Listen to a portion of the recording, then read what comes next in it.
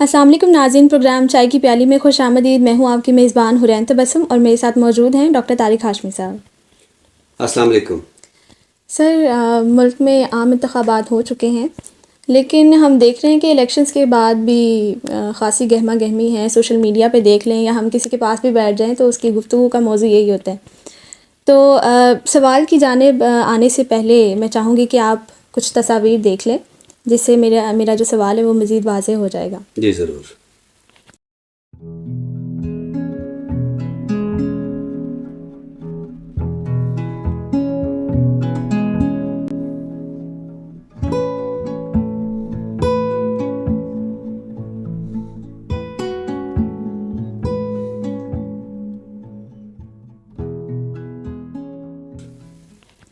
جی تو ناظرین، تصاویر آپ نے دیکھی، یقیناً تصاویر کے بعد میرا جو سوال ہے وہ کافی حد تک سمجھ آ گیا ہوگا۔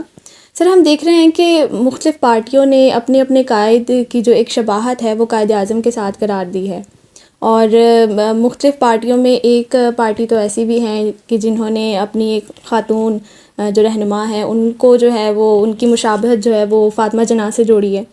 تو سر، یہ جو ایک بہت زیادہ دیکھنے کو مل رہا ہے کہ سیاسی منظرنامے میں مختلف شخصیات کو ہم تاریخ کی عظیم جو شخصیات ہیں ان کے ساتھ جوڑ رہے ہیں، تو کیا کہیں گے اس حوالے سے؟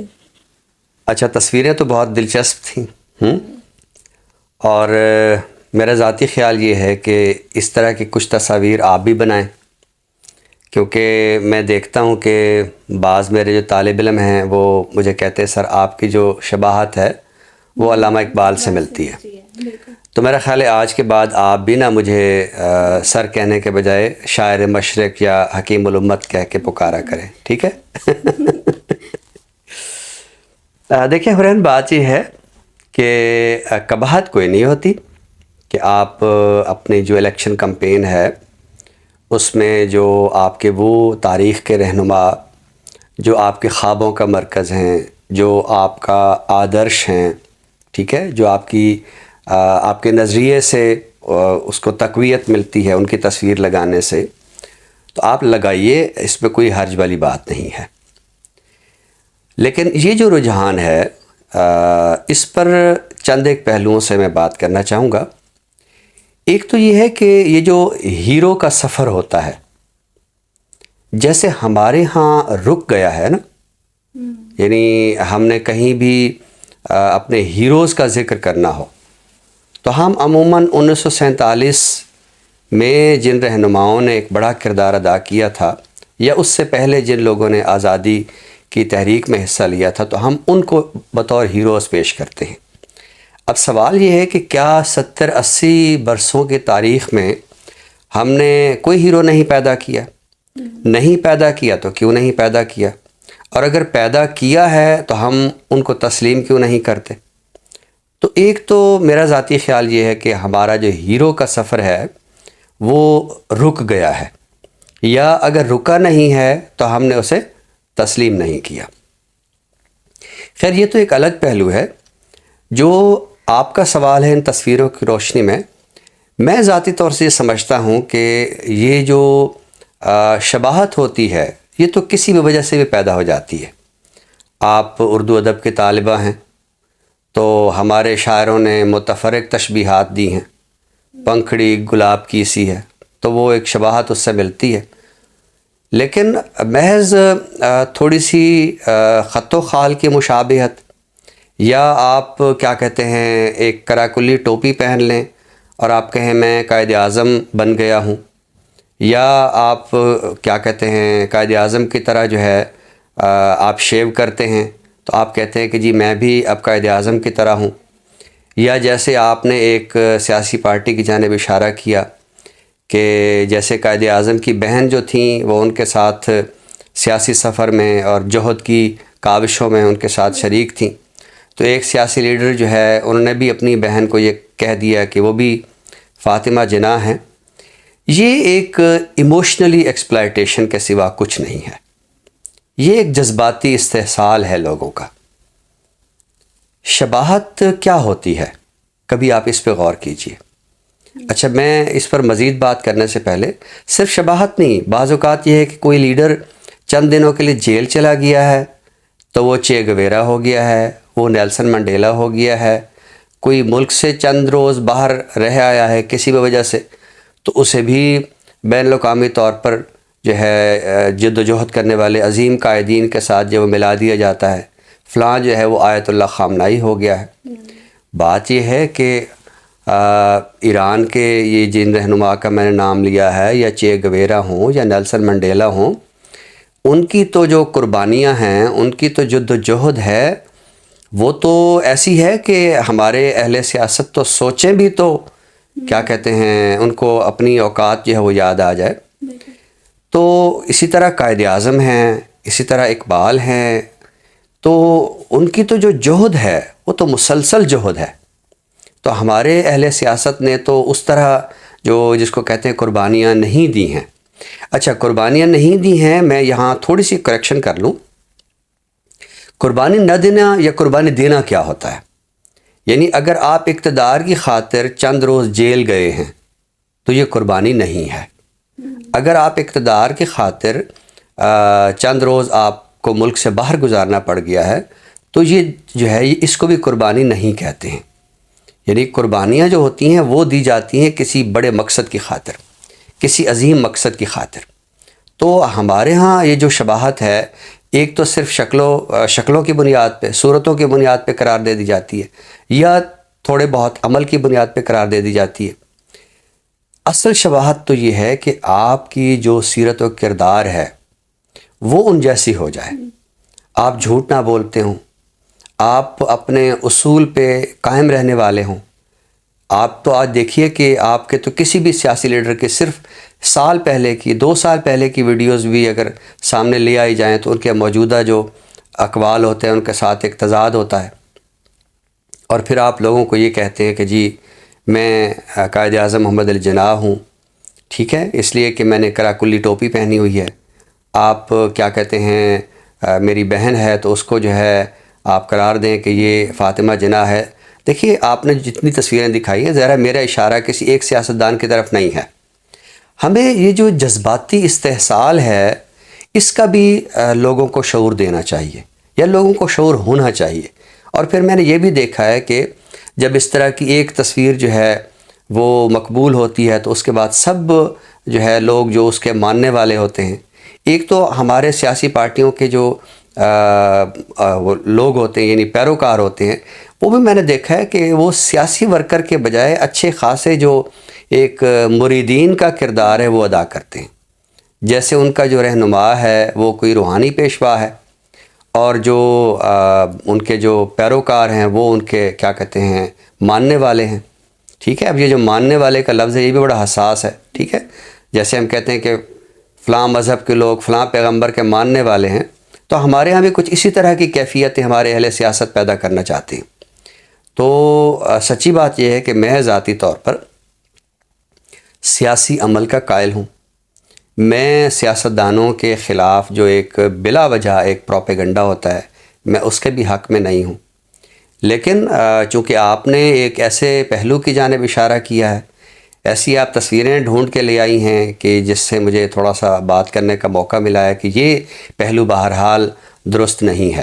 اور عالمی سیاست میں اس طرح کی مثالیں بھی کم ملتی ہیں کہ کوئی اپنے آپ کو جو ہے اپنی شباہت کسی عظیم رہنما کے ساتھ قرار دے کے تو لوگوں پر یہ ثابت کرے کہ میں بھی ویسا ہوں، ٹھیک ہے۔ تو میں تو یہ چاہوں گا کہ اللہ کرے کہ ہمارے ہاں کوئی ایسے رہنما پیدا ہوں کہ وہ ہمارے ملک کو ترقی کی جانب لے کر جائیں۔ ہم آج بھی کسی جناح کو ترس رہے ہیں، ہم آج بھی اقبال جیسے کسی بڑے مفکر کو ترس رہے ہیں، ہم آج بھی سر سید احمد خان جیسے عظیم دانشور کی ہمیں ضرورت ہے، اور وہ ضرورتیں بہت حد تک پوری ہوتی بھی ہیں۔ لیکن یہ بھی ایک سوال ہے لوگوں کے سامنے کہ وہ کن کے ساتھ شباہت ان کی قرار دیتے ہیں۔ یعنی ہمارے ہاں جو اصل دانشور ہیں ان کو تو اصل سامنے آنے نہیں دیا جاتا، وہ سیاستدان کے جو مخلص ہیں ان کو تو شاید کوئی گھاس بھی نہیں ڈالتا۔ تو یہ آپ نے جو سوال کیا ہے، میں سمجھتا ہوں کہ شکل کی شباہت یا کوئی چھوٹا سا آپ نے طرز عمل کسی بھی مجبوری کی وجہ سے، جیسے میں نے کہا کہ آپ چند دن کے لیے جیل میں چلے گئے، آپ سیاسی مصلحت کے تحت ملک سے باہر چلے گئے، اس کے بعد آپ کہیں جی میں تو قائد اعظم محمد علی جناح ہو گیا ہوں، میں علامہ محمد اقبال ہو گیا ہوں، میری جو بہن ہے وہ فاطمہ جناح ہو گئی ہے، میں تو اس عہد کا نیلسن منڈیلا ہوں، میں تو اس عہد کا چے گویرا ہوں. میرا خیال ہے کہ یہ بہت ہی نامناسب اور جذباتی رویے ہیں. اس کا احساس ہمارے اہل سیاست کو بھی ہونا چاہیے، اس کا ادراک ہمارے سیاسی ورکر کو بھی ہونا چاہیے کہ وہ کسی کو اس کے سیاسی منشور کی بنیاد پہ ووٹ دیں، نہ کہ اس طرح کا جو جذباتی استحصال ہے وہ ہمارے سیاست پہ فروغ پائے. بڑے اہم نکات پہ آج آپ نے بات کی، اور سب سے اہم نقطہ جو مجھے لگا وہ یہ تھا کہ ہمارے ہاں چند اہل سیاست ایسے ہیں کہ جن کے ورکرز جو ہیں وہ، یا ایسے کہیں کہ ماننے والے جو ہیں، وہ مریدین کا کردار ادا کر رہے ہیں، اور یہ جو ایک رویہ ہے وہ ہمارے قوم کا جو ایک شعور ہے اس پہ ایک سوال ہے. تو ناظرین، اسی گفتگو کے ساتھ ہم بڑھتے ہیں پروگرام کے اگلے حصے کی جانب، یعنی تخلیق کی جانب. آج ہم بات کرنے والے ہیں سلمان صدیق کے حوالے سے. آپ کا تعلق لاہور سے ہے لیکن بیرون ملک میں آپ مقیم ہیں. آپ کی تصانیف میں کسی سے پیار کا مطلب، ماہ مایا، دھیان میں گم، کوئی بات بننا بھی چاہیے، اور دسمبر میں محبت، بہت عمدہ شاعر ہیں، بہت عمدہ کلام لکھتے ہیں. تو سر، آج ان کے حوالے سے کیا عطا کرنے والے ہیں؟ آپ نے ان کے آخری مجموعہ کلام دسمبر میں محبت کا ذکر کیا، تو اس سے ایک نظم میں نے منتخب کی ہے، تو وہ اپنے ناظرین کی نظر کرتے ہیں.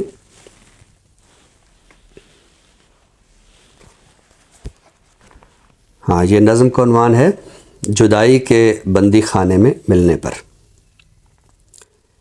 یہ جیتے رہنے کا سلسلہ ہے پرانا جانا، ہماری سوچوں میں کھوئے رہنا، ہمارے خوابوں میں ہم سے کہنا، کسی طرح تم کو دیکھنے کی سبیل ہو تو تمہارے کوچے کی خاک اب چھاننے کی خواہش مچل رہی ہے. کیا کہنا؟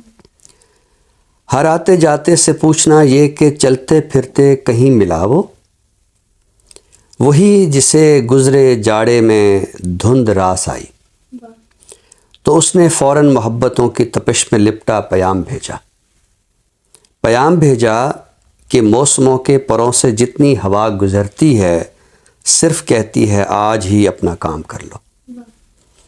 گریز کرتے ہوئے دسمبر کو آؤ اور اپنے نام کر لو، ہمارے دل میں جگہ ہے خالی یہی مکمل قیام کر لو.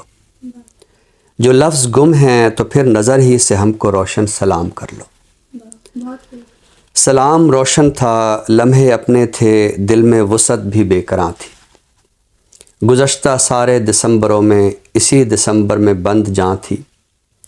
یہی نہیں تم تھے حاضر، کوئی محبت تھی اور بھی جو فقط دل و جاں سے مہرباں تھی.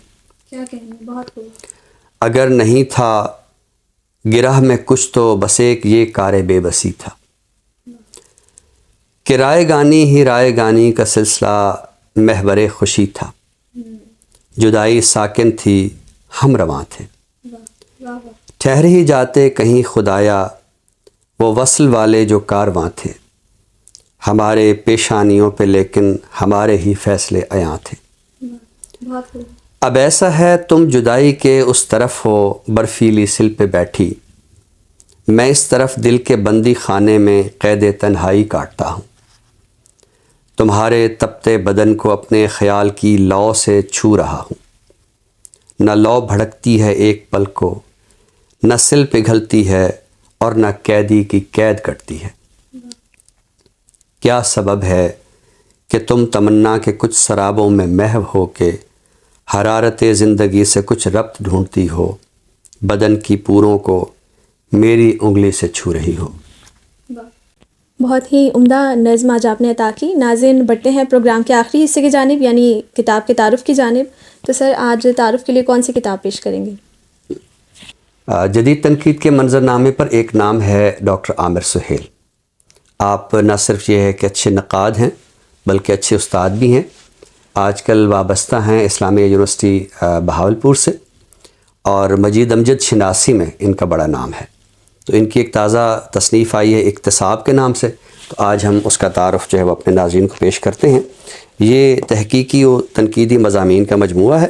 اکتساب یہ اس کا سرورق ہے، اور اس کے اندر بہت ہی جامع نوعیت کے مضامین ہیں. اس کے اگر ہم مندرجات کو دیکھیں تو ہمیں سب سے پہلا جو مضمون نظر آتا ہے وہ ہے 20ویں صدی کی اہم ادبی تحریکیں. آپ جانتی ہیں کہ یہ جو ہمارا 20ویں صدی کا عرصہ ہے اس میں بہت ساری تحریکیں، اس میں ترقی پسند تحریک بھی ہے، اس میں حلقۂ ارباب ذوق کی تحریک بھی ہے، اس میں نئی شاعری کی تحریک بھی ہے، اس میں رومانی تحریک بھی ہے اور بہت ساری تحریکیں ہیں.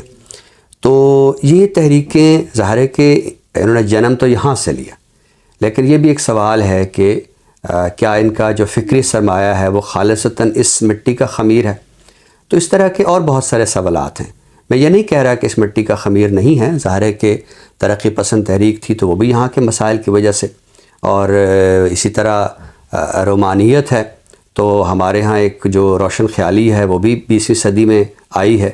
تو یہاں بھی یہ ماحول تو پیدا ہوا ہے، لیکن بہرحال ان کا ایک مغربی تناظر بھی ہے. تو یہ پہلا مضمون جو ہے یہ اس پہ ایک بڑی مفصل بحث ہے. دوسرا مضمون سجاد انصاری کے حوالے سے ہے. سجاد انصاری ہماری جو رومانی تحریک ہے اس میں ایک بڑا نام ہے، اور جیسے میں نے کہا کہ 20ویں صدی میں روشن خیالی آئی ہے تو انہوں نے ایک کتاب رقم کی محشر خیال کے نام سے، جو بہت ہی جو سمجھیے کہ ہے تو بڑی جاندار، لیکن جیسا کہ ہمارا ماحول ہے تو اس میں ایک اس کے اندر تنازع بھی بہت کھڑا ہو گیا. تو یہ ایک بہت عمدہ مضمون ہے جس میں انہوں نے سجاد انصاری کے جو رومانی فکر ہے اور بطور خاص اس میں جو محشر خیال پر گفتگو ہے وہ بہت عمدہ ہے. اس کے بعد مغایرت کے تصورات، استعماریت اور ادبی صورتحال، یہ بھی بہت اہم مضمون ہے. اور یہ مغایرت جو ہے یہ شاید ایسی اصطلاح ہے کہ جس سے ہمارے جو طلباء و طالبات ہیں وہ اس طرح شاید آگاہ نہ ہوں، لیکن ایک اجنبیت کا جو عنصر ہے، یعنی آپ دیکھیے کہ تصوف میں بھی اس کائنات سے ایک مغایرت کا جو رجحان ہے وہ ہمیں نظر آتا ہے، ایک حیرت کا عنصر ہے. اس کے بعد ہم دیکھتے ہیں کہ جو کارل مارکس کے تصورات ہیں کہ جو معاشی تناظر رکھتے ہیں، تو اس میں بھی اس نے یہی بات کی کہ ایک مزدور کو جب اس کی مزدوری دی جاتی ہے تو وہ چونکہ اس کی محنت کی مطابق نہیں ہوتی ہے تو وہ اس کے ساتھ ایک اجنبیت محسوس کرتا ہے. اچھا، پھر یہ مغایرت جو ہے ہماری 20ویں صدی کی جو وجودی فکر ہے اس میں بھی آئی ہے. تو یہ مضمون بہت عمدہ ہے. اچھا، اس کے بعد جو آگے مضامین ہیں وہ سارے کے سارے مجید امجد سے تعلق رکھتے ہیں. جیسے کہ میں نے عرض کیا کہ ڈاکٹر صاحب کا تعلق مجید امجد شناسی سے ہے، اور مجید امجد پر جو ہے ان کی الگ کتابیں بھی ہیں، اور مجید امجد شناسی کے سفر میں ڈاکٹر صاحب کو ایک بڑی اہمیت دی جاتی ہے. تو ایک کتاب ہے فسانہ آدم کے نام سے. یہ مجید امجد جو ہے ایک انگریزی متن کو سامنے رکھتے ہوئے کچھ لکھنا چاہ رہے تھے، لیکن پھر انہوں نے اس کو ادھورا چھوڑ دیا. تو اس میں انہوں نے اس کتاب کا جو متن ہے وہ بھی فراہم کیا ہے. ظاہر ہے کہ مجید امجد شاعر تو بہت اچھے تھے ہی، لیکن نثر بھی بہت عمدہ لکھتے تھے، لیکن فسانہ آدم کے بارے میں بہت کم لوگ جانتے ہیں. تو یہ ایک بڑا تحقیقی نوعیت کا مضمون ہے. اس کے بعد مضمون ہے 21ویں صدی کا نظام زر اور مجید امجد. مجید امجد ہماری اردو نظم کا ایک معتبر نام ہے، لیکن اگر آپ ان کی نظم کو توجہ سے پڑھیں تو اس کے اندر وہ فکری عنصر بڑے بھرپور انداز میں نظر آتا ہے کہ جو ہمیں ترقی پسند تحریک کے شاعروں کے ہاں دکھائی دیتا ہے یا دیگر دانشوروں کے ہاں. تو یہ بہت عمدہ مضمون ہے. اگلا مضمون مجید امجد کی شعری ہیئتوں پر ہے، اور آخری مضمون جو ہے یہ مجید امجد کی غزل گوئی پر ہے. یہ بھی اس لحاظ سے منفرد ہے کہ مجید امجد کی جو بنیادی پہچان ہے وہ نظم کی ہے، لیکن انہوں نے ان کی جو غزل ہے اس کی جو فکری جہتیں ہیں ان پر بڑی عمدہ بحث کی ہے. تو میں سمجھتا ہوں کہ یہ بہت ہی اہم کتاب ہے. اس کے اندر مضامین جو ہے وہ ہمہ جہت فکر رکھتے ہیں. تو ہمارے ادب کے طالب علم، ہمارے اہل دانش، اور خصوصاً جو ہماری جدید تنقید سے دلچسپی رکھنے والے طلباء و طالبات ہیں وہ اس کتاب کو ضرور پڑھیں. بہت خوب سر، ہمیشہ کی طرح منفرد اور دلچسپ کتاب کا تعارف آج آپ نے پیش کیا. ناظرین، اسی کے ساتھ ہی ہم آپ سے اجازت چاہیں گے. نئے موضوع کے ساتھ انشاءاللہ آپ کی خدمت میں دوبارہ حاضر ہوں گے. تب تک کے لیے اپنی میزبان حرین تبسم اور ڈاکٹر طارق ہاشمی صاحب کو دیجیے اجازت. اللہ حافظ. اللہ حافظ.